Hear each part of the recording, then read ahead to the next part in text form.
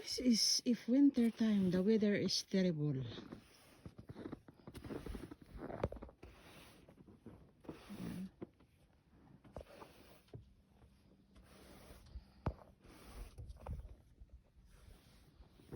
It's winter here in Alberta. The snow is everywhere now, and it's very thick here in the yard. Kalbaryo gid pagbag winter, guys.